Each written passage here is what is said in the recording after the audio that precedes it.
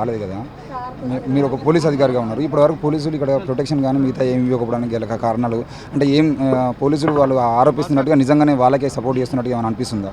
లేదండి, అట్లా ఏం లేదు. నేను మాట్లాడాను, అన్నీ they are taking the legal as per లీగల్గా యాక్షన్ ఏం చేయాలన్నా తీసుకుంటున్నారు. Collector has to visit the scene. Actually వాళ్ళ ఇంటికి రావాలి, రెవెన్యూ అధికారులు రావాలి, పోలీస్ అధికారులు అన్ని విధాల చర్యలు తీసుకుంటున్నారు. అన్ని విధంగా ఎస్పీ గారితో కూడా మాట్లాడినా, Sanpreet is a good officer, నాకు తెలుసు, సార్తో చేశాను కాబట్టి సార్ అష్యూరెన్స్ ఇచ్చిండు, అలాంటిది ఏముండదు, ఏదైనా కూడా నేను immediately will take the action అని చెప్పారు.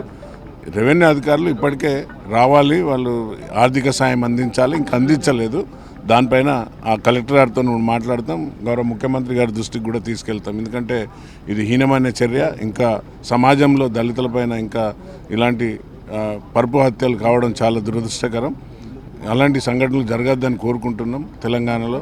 ఎందుకంటే తెలంగాణ విద్యావంతులు, చాలా విద్యావేత్తలు, అలాగే చాలా మేల్కొన్న సమాజం కాబట్టి ఇలాంటి జరగడం దురదృష్టకరం.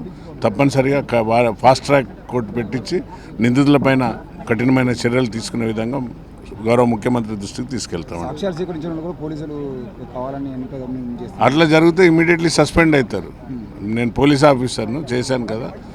SC/ST యాక్ట్లో అట్లా చేయరు. ఏ అధికారి ఉన్నా కూడా, అక్కడ ఎవరున్నా కూడా, ఎన్ని ఒత్తిళ్ళు వచ్చినా కూడా వాళ్ళ డ్యూటీ వాడు చేయాలి. వాళ్ళు చేయకుంటే వాళ్ళ కర్మ అనుభవిస్తారు అంతే. అలా జరగదండి. వాళ్ళు అందరూ కూడా ప్రామిట్గా చేస్తున్నారు. Thank you.